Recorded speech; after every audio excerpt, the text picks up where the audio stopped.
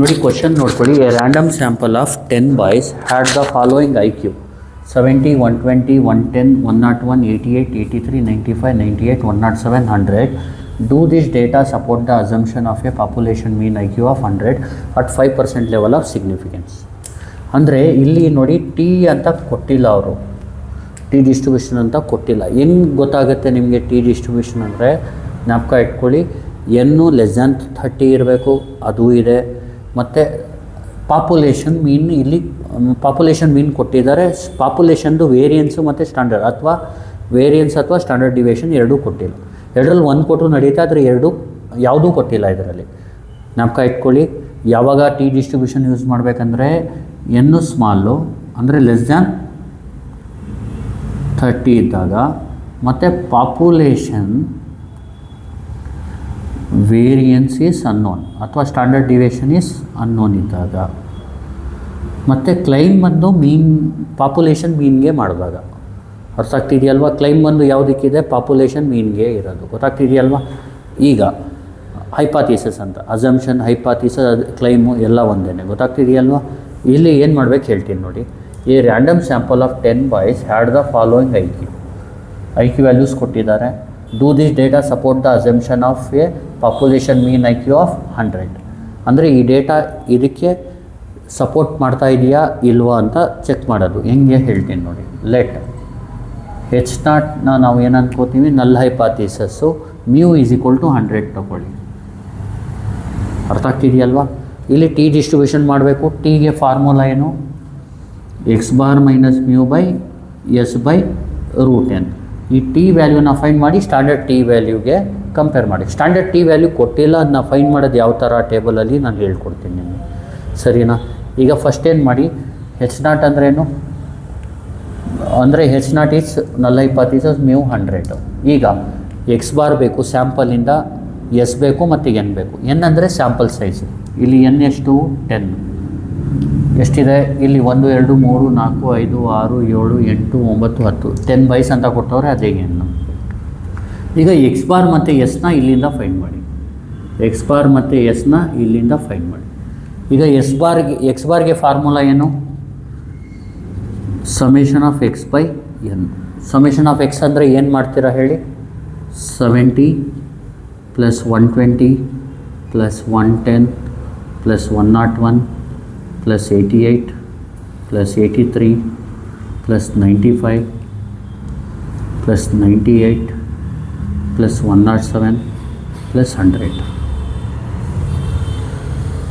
Divided by n ಅಂದರೆ ಏನು? 10. ಇದನ್ನ ಕ್ಯಾಲ್ಸಿಲ್ ಮಾಡೋದು ಯಾವ ಥರ ಹೇಳ್ಬಿಡ್ತೀನಿ ನೋಡಿ. ನೋಡಿ ಕ್ಯಾಲ್ಸಿನ ಫಸ್ಟು ಕ್ಲಿಯರ್ ಮಾಡ್ಕೊಳ್ಳಿ. Shift 9 3 equal. ಇಲ್ಲೇನು ಮಾಡಬೇಕು? ಮೋಡ್ಗೆ ಹೋಗಬೇಕು, 3 ಸ್ಟ್ಯಾಟ್ಗೆ ಹೋಗಬೇಕು, ಅದರಲ್ಲಿ 1ಗೆ ಸೆಲೆಕ್ಟ್ ಮಾಡ್ಕೋಬೇಕು. ಹೊಡೀರಿ. 70 ಈಕ್ವಲ್ 120 ಈಕ್ವಲ್ 110 ಈಕ್ವಲ್. ನೋಡಿ ಇದು 1200 ಹೊಡೆದ್ಬಿಟ್ಟಿದ್ದೀನಿ. 120 ನೆಕ್ಸ್ಟು 110 ಈಕ್ವಲ್. ನೆಕ್ಸ್ಟು 101 ನೀಟಾಗಿ ಹೊಡೀರಿ. 88 83 95 98 107 100. AC ಹೊಡೀರಿ. ಶಿಫ್ಟ್ ಹೊಡೀರಿ. 1 ಹೊಡೀರಿ. ಇದರಲ್ಲಿ x ಬಾರ್ ಬೇಕು ಅಂದರೆ 4ಗೆ ಹೋಗ್ಬಿಟ್ಟು 2 ಸೆಲೆಕ್ಟ್ ಮಾಡಿ. ಈಕ್ವಲ್ ಹೊಡೀರಿ. ಆನ್ಸರ್ ಏನು ಬಂತು? 97.2. ಇಲ್ಲಿ x ಬಾರ್ ಬಂದು ಏನು? 97.2. ಇಲ್ಲಿ x ಬಾರ್ನ ಬರ್ಕೋಬಿಡಿ. ಆಮೇಲೆ ಇಲ್ಲಿ ನೆಕ್ಸ್ಟ್ ಏನು ಫೈಂಡ್ ಮಾಡಬೇಕು? ಎಸ್ನ ಫೈಂಡ್ ಮಾಡಬೇಕು. ಎಸ್ ಫೈಂಡ್ ಮಾಡೋಕ್ಕೆ ಮುಂಚೆ S ಸ್ಕ್ವೇರ್ಗೆ ಫಾರ್ಮುಲಾ ನೋಡ್ಕೊಳ್ಳಿ. 1/n-1 summation of xi minus x bar whole square. ಈ ಫಾರ್ಮುಲಾನ ಯೂಸ್ ಮಾಡಬೇಕು. ಜ್ಞಾಪಕ ಇಟ್ಕೊಳ್ಳಿ. Summation of xi minus x bar whole square. ಇಲ್ಲಿ i is equal to 1 to n ಬೇಕಾದರೆ ಬರ್ಕೊಳ್ಳಿ. 1 to n. ಈ ಫಾರ್ಮುಲಾನ ಯೂಸ್ ಮಾಡಬೇಕು. ಈಗ ನೋಡಿ, S square is equal to 1/n-1 ಅಂದ್ರೇನು? 10 - 1 xi minus x bar whole square ಅಂದರೆ 70 minus 97.2 whole square plus 120 minus 97.2 whole square plus 110 minus 97.2 whole square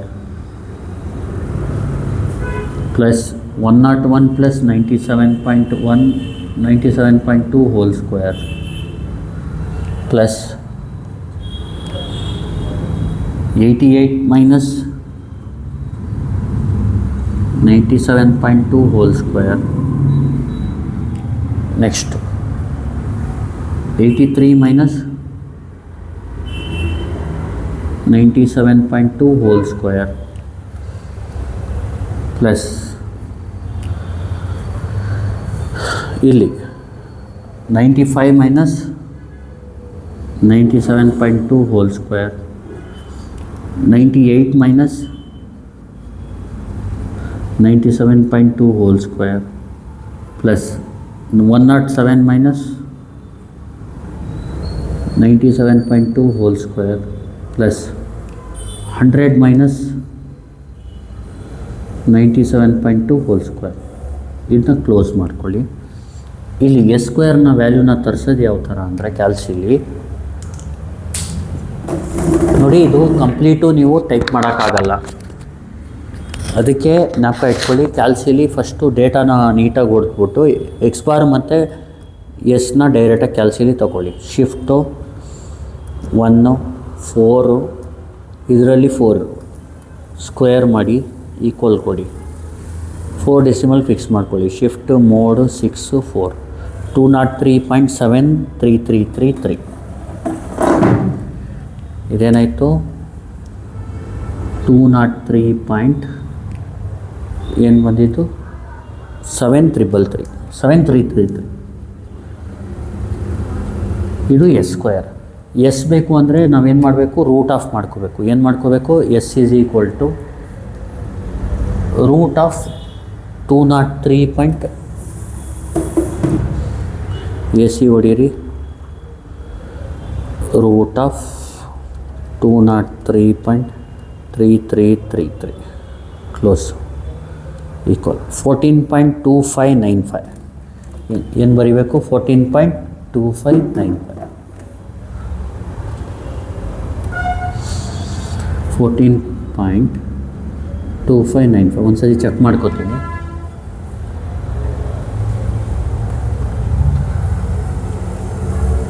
ಸಾರಿ, 203.733 ಹೊಡಿಬೇಕಿತ್ತು, ನಾನು 33 ಹೊಡ್ಕೊತೀನಿ. 14.2735 14.2735 ಕರೆಕ್ಟ್ ಇದೆಯಲ್ವಾ? 203.7333 ನೋಡಿ. ಇದನ್ನ ಬೇಕಿದ್ರೆ ಚೆಕ್ ಮಾಡ್ಕೋಬೋದು. ಫಸ್ಟ್ ಬರ್ಬಿಡ್ತೀನಿ. ಶಿಫ್ಟು 1 4 ಎಸ್ ಎಕ್ಸ್ 4 ವ್ಯಾಲ್ಯೂ ನೋಡಿ 14.2735. ಇದನ್ನ ಮಾಡಿದಾಗಲೂ ಅದೇ ಬಂತಲ್ವಾ, 203.7333 14.2735 ನೋಡಿ. 14.273 ಹುಷಾರಾಗಿ ಮಾಡಿ. ಒಂದು ನಂಬರ್ ಮಿಸ್ ಆದರೂ ಪ್ರಾಬ್ಲಮ್ ರಾಂಗ್ ಆಗಿಬಿಡುತ್ತೆ. ಗೊತ್ತಾಯ್ತಲ್ವಾ? ಈಗ ನೆಕ್ಸ್ಟ್ ಏನು ಮಾಡಬೇಕಂದ್ರೆ ಇಲ್ಲಿ ಇದನ್ನ ರಬ್ ಮಾಡ್ತೀನಿ. ಗೊತ್ತಾಗ್ತಿದೆಯಲ್ವಾ? ಈಗ ಟಿ ವ್ಯಾಲ್ಯೂನ ಫೈಂಡ್ ಮಾಡಬೇಕು. T is equal to X bar minus mu by S by root N. ಈಗ ನೋಡಿ, ಎಕ್ಸ್ ಬಾರ್ ಎಷ್ಟು, ಎಲ್ಲಿದೆ ಎಕ್ಸ್ ಬಾರು? 97.2 ಮೈನಸ್ ಮ್ಯೂ ಎಷ್ಟು 100 ಡಿವೈಡೆಡ್ ಬೈ ಎಸ್ ಎಷ್ಟು, ಎಸ್ ಎಲ್ಲಿದೆ 14.2735 14.2735 divided by root of N ಅಂದರೆ 10. ಇದನ್ನ ಕ್ಯಾಲ್ಸಿಲಿ ಟೈಪ್ ಮಾಡಿದರೆ ನೀವು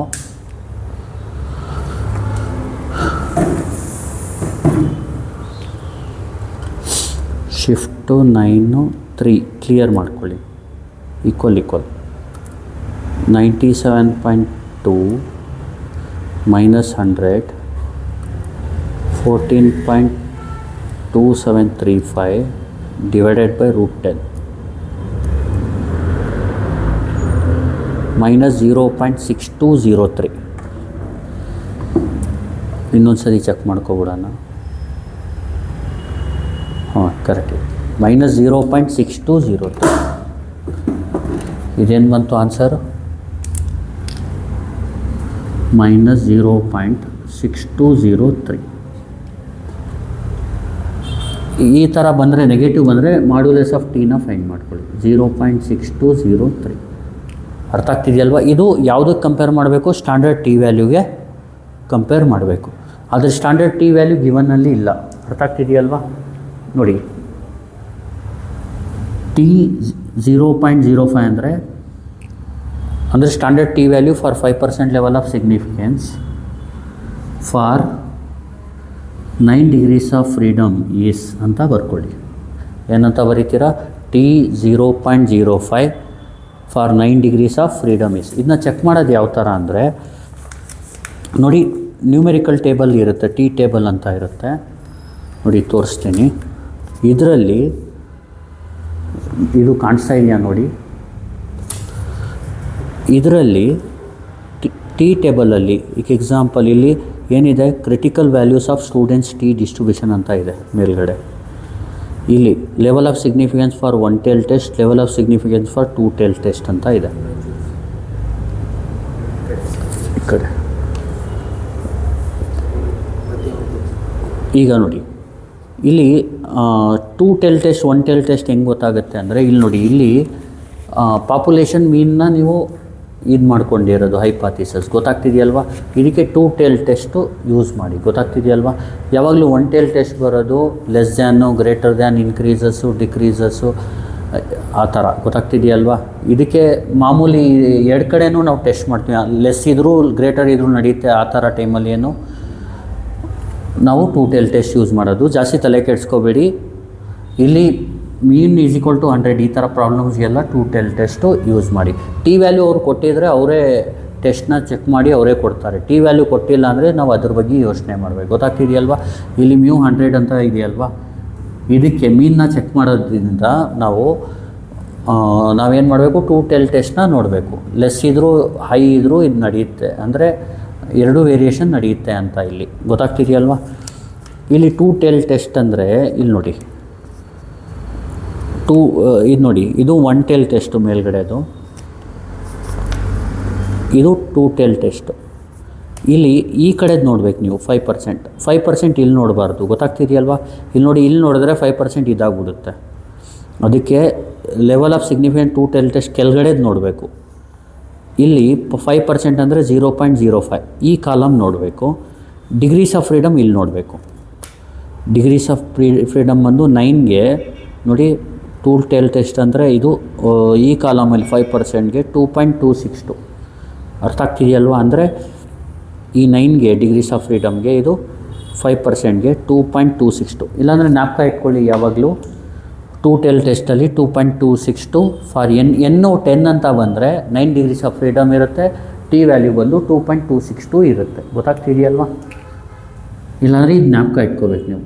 2.262 ಬಂದು ಯಾವುದಕ್ಕೆ? 9 ಡಿಗ್ರೀಸ್ ಆಫ್ ಫ್ರೀಡಮ್ಗೆ. ಗೊತ್ತಾಗ್ತಿದೆಯಲ್ವ? 9 ಡಿಗ್ರೀಸ್ ಆಫ್ ಫ್ರೀಡಮ್ ಯಾವಾಗ ಬರುತ್ತೆ? n10 ಇದ್ದಾಗ. n12 ಇದ್ದಾಗ 11 ಡಿಗ್ರೀಸ್ ಆಫ್ ಫ್ರೀಡಮ್ ಬರೋದು, ಆ ಥರ. ಈಗ ಈ ಸ್ಟ್ಯಾಂಡರ್ಡ್ ಟಿ ವ್ಯಾಲ್ಯೂ ಸಿಕ್ತು. ದೇರ್ಫೋರ್ ಟಿ 0.05 ಬಂದು ಏನು? 2.262. ಇದು ಟೇಬಲಿಂದ ಬರುತ್ತೆ, ಸ್ಟ್ಯಾಂಡರ್ಡ್ ಟೇಬಲಿಂದ. ಇಲ್ಲಿ ಏನಂತ ಬರ್ಕೋಬೇಕು? From table. ಈಗ ಈ ಟಿ ವ್ಯಾಲ್ಯೂ ಏನಿದೆ, ಏನು ಇದಕ್ಕಿಂತ ಜಾಸ್ತಿ ಇದೆಯಾ? ಇದು ಟಿ ವ್ಯಾಲ್ಯೂ ಕ್ಯಾಲ್ಕುಲೇಟೆಡ್ ಇದಕ್ಕಿಂತ ಕಡಿಮೆನೇ ಇದೆ ಅಲ್ವಾ? ಅದಕ್ಕೆ ಲೆಸ್ ದೆನ್ 2.262. ದಸ್ ಲೆಸ್ ಇದ್ದರೆ ದ ಹೈಪಾಥಿಸಿಸ್ ಈಸ್ ಅಕ್ಸೆಪ್ಟೆಡ್ ಅಂತ ಹೇಳಬೇಕು. Hypothesis is accepted at 5% level of significance. ಜಾಸ್ತಿ ತಲೆ ಕೆಡಿಸ್ಕೋಬೇಡಿ. n9 ಇದ್ದರೆ, ಅಂದರೆ ಇದು n10 ಇದ್ದರೆ 2.262 ಜ್ಞಾಪಕ ಇಟ್ಕೊಳ್ಳಿ. ಯಾವುದು? T value. ಅರ್ಥ ಆಗ್ತಿದೆಯಲ್ವಾ? ಟಿ ಡಿಸ್ಟ್ರಿಬ್ಯೂಷನ್ ಅಂತ ಹೆಂಗೆ ಗೊತ್ತಾಗುತ್ತೆ? ಎನ್ನು ಕಡಿಮೆ ಇದ್ದರೆ. ಅರ್ಥ ಆಗ್ತಿದೆಯಲ್ವಾ? ಈಗ ಸ್ಟಾರ್ಟ್ ಮಾಡೋಣ. ಇನ್ನೊಂದು ಸತಿ ಹೇಳ್ಕೊಡ್ತೀನಿ. ಇನ್ನು ಫಸ್ಟ್ ಏನು ಮಾಡಬೇಕು, ಎಚ್ ನಾಟ್ ಬಂದು ಮ್ಯೂ 100, ಎನ್ ಏನು 10, ಎಕ್ಸ್ ಬಾರ್ನ ಫೈಂಡ್ ಮಾಡಬೇಕು. ಸ್ಯಾಂಪಲ್ ಡೇಟಾ ಅಂದರೆ ಇಲ್ಲಿ ಎಕ್ಸ್ ವ್ಯಾಲ್ಯೂಸು ಕೊಟ್ಟಿದ್ದಾರೆ, ಆ ಎಕ್ಸ್ ವ್ಯಾಲ್ಯೂಯಿಂದ ಎಕ್ಸ್ ಬಾರ್ನ ಫೈಂಡ್ ಮಾಡಬೇಕು. Summation of X by N. ಇದನ್ನ ಕ್ಯಾಲ್ಸಿಲಿ ಮೋಡು ಸ್ಟ್ಯಾಟ್ಗೆ ಹೋಗ್ಬಿಟ್ಟು ಅದರಲ್ಲಿ 1 ಹೊಡೆದ್ಬಿಟ್ಟು ಈ ನಂಬರ್ಸ್, ಈ ಎಕ್ಸ್ ವ್ಯಾಲ್ಯೂಸ್ನ ಟೈಪ್ ಮಾಡಿಬಿಡಿ. ಆಮೇಲೆ ಎಕ್ಸ್ ಬಾರು ಸಿಕ್ಬಿಡುತ್ತೆ, ಎಸ್ ಸ್ಕ್ವೇರು ನಿಮಗೆ ಡೈರೆಕ್ಟಾಗಿ ಸಿಗುತ್ತೆ. ಇಲ್ಲಾಂದರೆ ಇದನ್ನ ಟೈಪ್ ಮಾಡ್ಕೋಬೋದು ಎಕ್ಸ್ ಬಾರ್ ಮಾಡಿದಾಗ. ಆದರೆ ನೀವು ಎಸ್ ಸ್ಕ್ವೇರ್ ಫೈಂಡ್ ಮಾಡ್ತೀರಲ್ವ, ಇದನ್ನ ಟೈಪ್ ಮಾಡೋಕ್ಕೆ ಕಷ್ಟ ಆಗುತ್ತೆ ನಿಮಗೆ. ಇನ್ನೊಂದು ರಾಂಗ್ ಆಗ್ಬೋದು, ಅರ್ಥ ಆಗ್ತಿದೆಯಲ್ವ, ಅಂದರೆ ಹ್ಯೂಮನ್ ಏರರಿಂದ ರಾಂಗೂ ಆಗ್ಬೋದು. ಎಸ್ ಸ್ಕ್ವೇರ್ ಅಂದ್ರೇನು, 1/n-1 summation of i 1 to n xi - x bar whole square.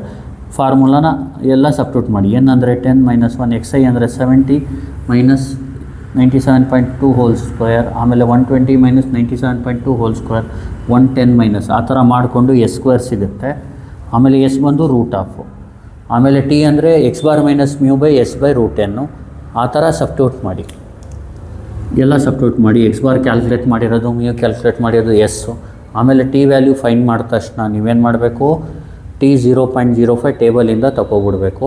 ಟೇಬಲಿಂದ ಬಂದಿದೆ ಅಂತ ಇದು ಬರ್ದ್ಬಿಡಿ.